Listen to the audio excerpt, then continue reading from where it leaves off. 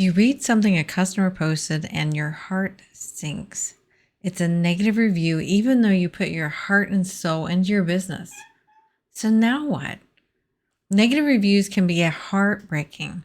They can evoke feelings of anger, rejection, and hurt, as well as many others. Unfortunately, no matter how much you put your heart and soul into your business, you cannot make everyone happy.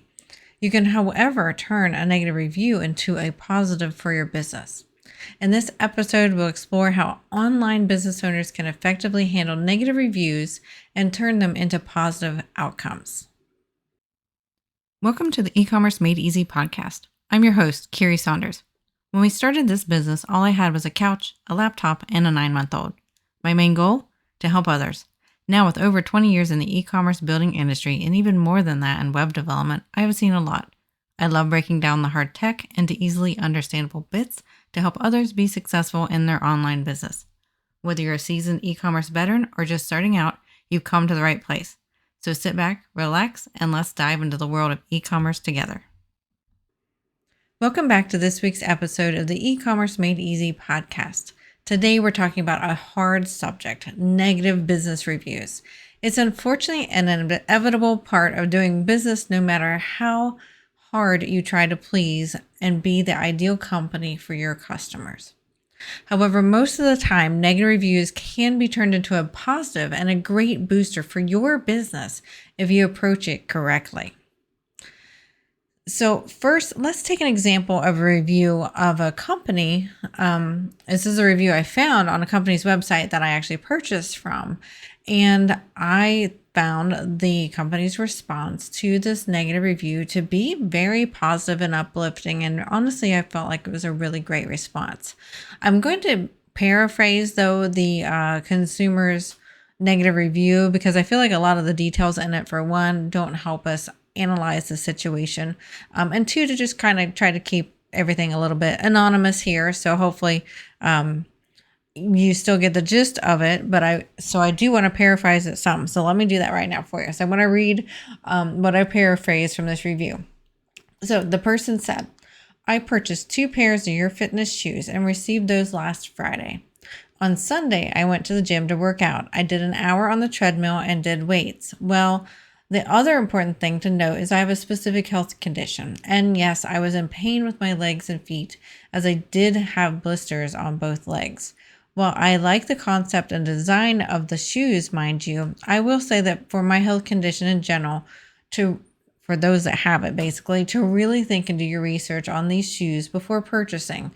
And then the consumer basically had a few more concerns and details that they added to the review. And like I said, I didn't feel like all the details were necessary for analyzing it. So let's listen to the merchant's response. This is a little bit paraphrased to try to keep the anonymous part of this, but I wanted to leave in enough of it so you can get a gist and a good feeling for how the company responded. So here's what they said in my own words. Hello, sorry to hear about your experience with our shoes. As we can't speak to whether our shoes would be beneficial or detrimental to someone with the health issue you have, we can say that wearing them at the gym for 1 hour and then lifting weights might have been moving a bit quickly in regards to transitioning time from regular shoes or sneakers to our shoes. We really recommend starting very slow your first few times of use, basically just wearing them about in the house or the yard for a few minutes at the beginning is ideal to someone transitioning from sneakers to our shoes. This is somewhat of a guess as to why you're experiencing foot pain, but we've seen several cases that speak directly to this type of issue. That being said, we have processed your refund for both orders and hope you do, in fact, give us another shot, but take our advice with starting much slower the next time around. We hope this helps. Thank you very much for the feedback and take care. Okay, so that was basically the gist of the company's response to this negative review. So what did the company do right when they responded to this review? So first off, they were quick to respond. So that's very important to do. Staying on top of your consumers' feedback is very, very key. And secondly, they were empathetic to the person's situation. You can tell that they understood it and they tried to offer solutions. If you just heard a noise, that's a cat in the office doing something silly. Okay, let's get back to what we were talking about. Might as well leave that blooper in. It's kind of funny. All right, so secondly, they were empathetic to the person's situation and they offered solutions if the person decided to try the shoes again without having a ton of accusation in their tone of not following the recommendations of these shoes. So I felt like they worded it really well. That was very kind and, like I said, not accusatory to the consumer and kind of blaming the consumer. They took the feedback very graciously. And they were also very kind in their tone and gave a refund for their shoes and wished the person well. So what this does is balance the negative review with a positive from the company.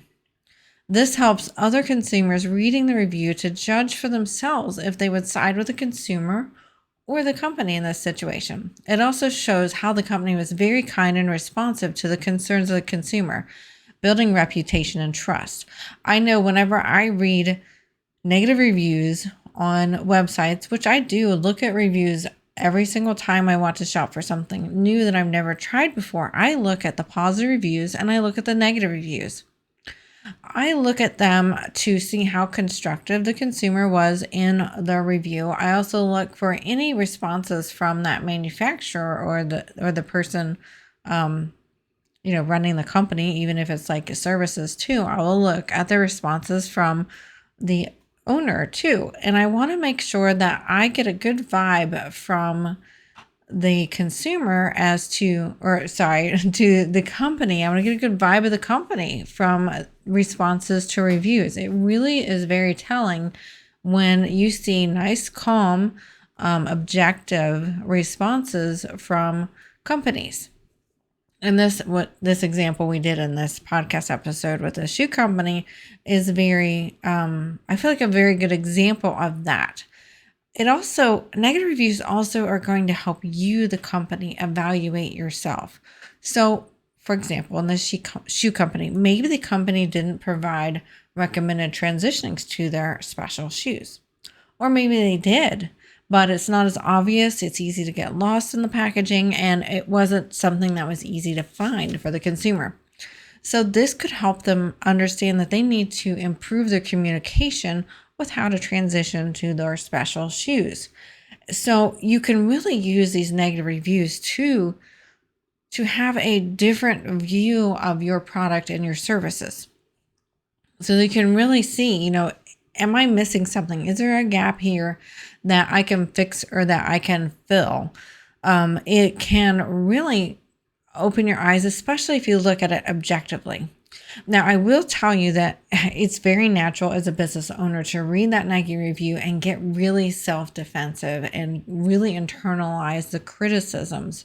One of the first things you need to do before you actually respond to a negative review that's not always out there in documentation, but it's kind of something we all probably know, but sometimes we need to hear again, is we need to take a step back until we can be objective and really read this negative review from a place of neutrality so that we're not being biased as being the business owner and feeling offended or things like that. So we need to really step back and be calm before we respond to any negative reviews, even if, we aren't like angry, but maybe we're hurt. Maybe the review struck a chord with us and made us feel hurt.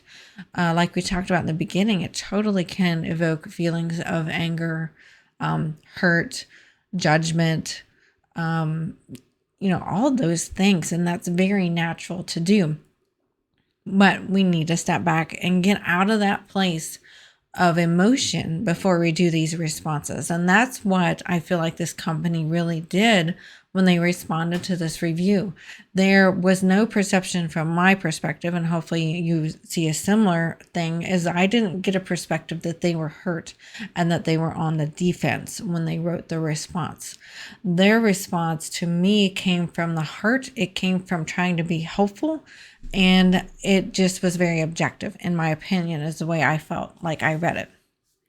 So let's summarize up, though. What can we do when we receive a negative review? So first, like I said, let's be objective and really take a break if you need to and remove yourself from the situation as far as like when you first read the review. Sometimes take a day or two. You don't want to take too long because one of the top things is we want to respond in a timely manner, but that timely manner doesn't need to be within the hour necessarily, because many times that's when our emotions are still high when we've read something that to us might be hurtful. So take some time but do respond in a timely manner. Be very professional and empathetic. So I feel like this company did a very good job of being professional and empathetic. Also acknowledge and address specific concerns that are in the review. You don't want the consumer to feel ignored. So you want to make sure you're addressing their concerns, and you want to address it not in a defensive way, but in more of an objective way and in more of a helpful way of trying to help them either maybe understand how to use the product differently, or, just really in a way that's not, offensive and you're being defensive, basically. And then also look at the review with a neutral heart, like we've talked about, to see if you really do need to improve something. Sometimes these are little clues to what you might need to fix. I found in over 20 years of business that you're going to get either reviews from people who absolutely love your work or love your products, and then you're going to get reviews from people who hate it. So you're not going to generally get the spectrum in the middle, like those people that love it, but maybe think it's good, but not great. You're mostly going to get the outliers, the ones that really love it or the ones that really hate it. So you really got to take that in mind when you do read your reviews, especially the negative reviews. They're going to be more harsh, I feel like, in general, just because that's just the two types of reviews you generally find, I feel like, for small businesses especially. So keep that in mind when you're reading your reviews, and make sure you go through these steps that we talked about. First off, make sure you have a calm heart, respond in a timely manner, be professional and empathetic, and acknowledge and address specific concerns, and look at the review with a neutral heart to see if you do need to improve something. Maybe there's a communication issue or an expectation issue, like we talk about a lot in customer trust, the customer trust series that we've done.